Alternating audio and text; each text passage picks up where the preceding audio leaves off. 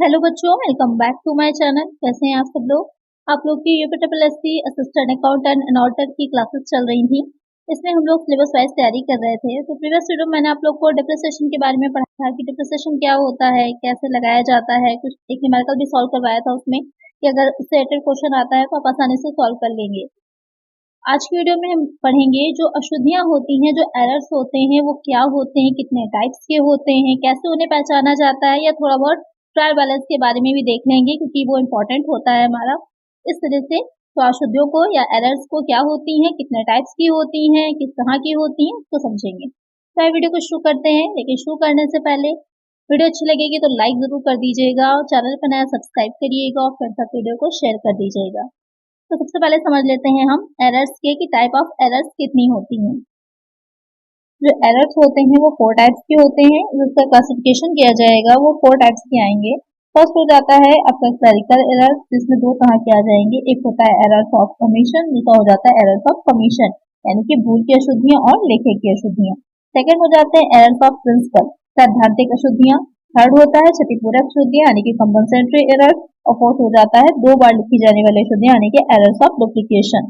इतने टाइप के एरर्स होते हैं। एग्जाम में कोई भी आपका क्वेश्चन किसी से भी रिलेटेड आ सकता है, तो आइए इसको डिटेल में समझ लेते हैं। जो लिखती अशुद्धियां होती हैं यानी कि जो क्लरिकल एरर्स होते हैं, जैसे कि अभी मैंने बताया कि 2 तरह के होते हैं।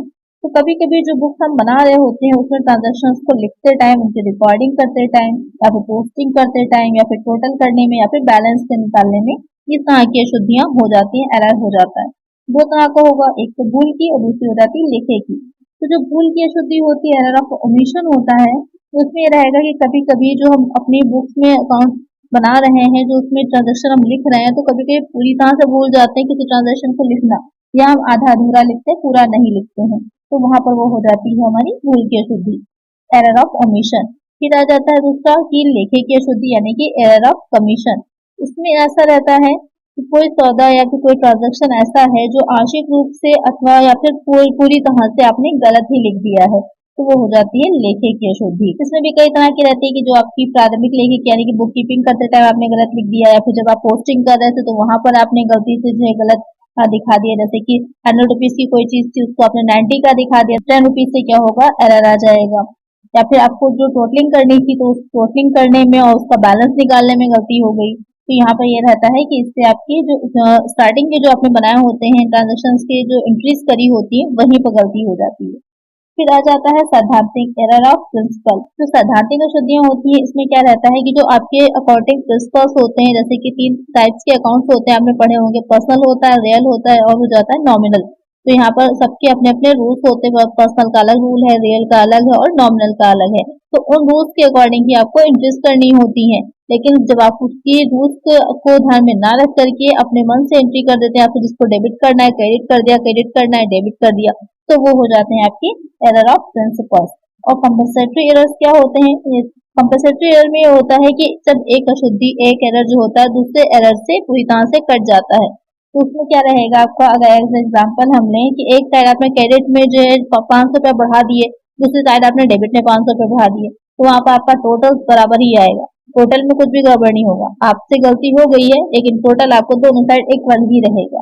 तो ये हो जाती है क्षतिपूरक अशुद्धियां, यानी कि एक अशुद्धि को दूसरी अशुद्धि क्या होती है, बराबर कर देती है। जाता है कि जो एरर ऑफ डुप्लीकेशन यानी कि 2 बार लिखी जाने वाली, तो उसमें ये रहता है कि जब स्टार्टिंग की जो आप बुक कीपिंग कर रहे होते हैं या फिर जर्नल बना रहे होते हैं, तो कोई आप ट्रांजेक्शन को 2 बार लिख देते हैं, या फिर जब पोस्टिंग कर रहे होते हैं लेजर में, तो वहां पर आप 2 बार पोस्ट कर देते हैं, तो वो हो जाता है एरर ऑफ डुप्लीकेशन। तो इस तरह के होते हैं, ध्यान में रखिएगा, कोई भी एग्जाम में आपसे पूछ सकता है। तो ये समझ लेने के बाद कि कितने टाइप की एरर्स होती हैं, आइए चलते हैं एमसीक्यूज की तरफ, तो क्वेश्चंस को सॉल्व करते हैं, तो वहां पर और हमें अच्छे से क्लियर हो जाएगा। फर्स्ट क्वेश्चन लेते हैं।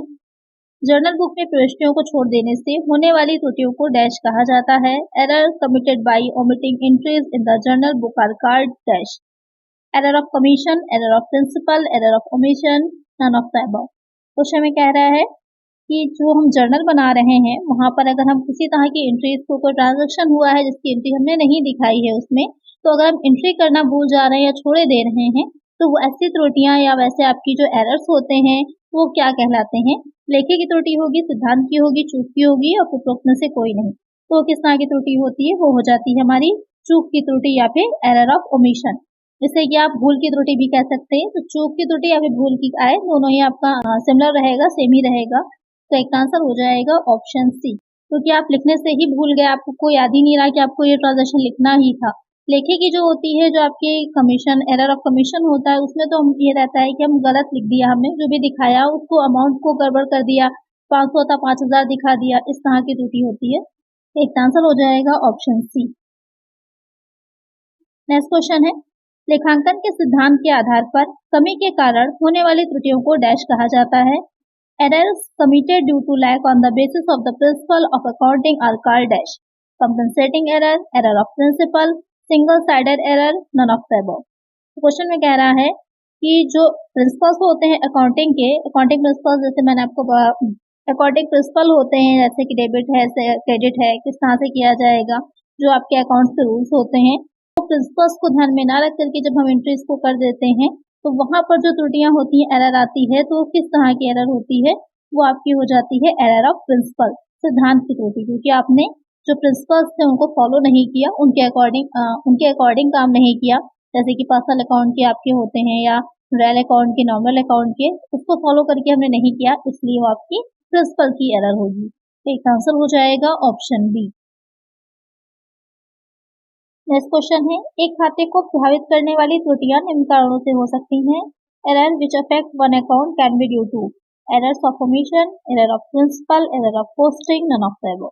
तो क्वेश्चन में कह रहा है कि एक अकाउंट को जो इफेक्ट करती हैं, तो वो आपके एरर्स जो होते हैं वो किस कारण से हो सकते हैं, या आपका यहाँ पर देखिएगा कारण की बात पूछ रहा है कि क्या रीजन होता है कि जब एक ही अकाउंट को इफेक्ट करते हैं, तो वो जो त्रुटियां होंगी आपकी किसमें जाती हैं, वो आपका एरर ऑफ पोस्टिंग होता है। यानी कि जब आप जर्नल से हम लेजर में जो अकाउंट बनाते हैं उसमें ट्रांसफर कर रहे होते हैं, पोस्टिंग कर रहे होते हैं, वहां पर हम लिखने में गलती कर जाते हैं, तो आपकी क्या कहलाती है, एरर ऑफ पोस्टिंग। तो वो किस तरह की होगी, क्योंकि लिखने में ही हमने गलती करी है, तो कौन सी अशुद्धि होती है, एरर ऑफ कमीशन। तो यहाँ पर आपका एरर ऑफ कमीशन दे रखा होता, वो भी आंसर आपका करेक्ट होता, या एरर ऑफ पोस्टिंग दे रखा है तो वो भी आपका करेक्ट हो जाएगा।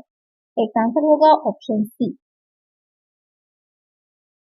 नेक्स्ट क्वेश्चन है, मशीनरी की मरम्मत का शुल्क मशीनरी खाते से चार्ज किया गया, repair to machinery had been charge to machinery account, error of omission, error of commission, error of principle, none.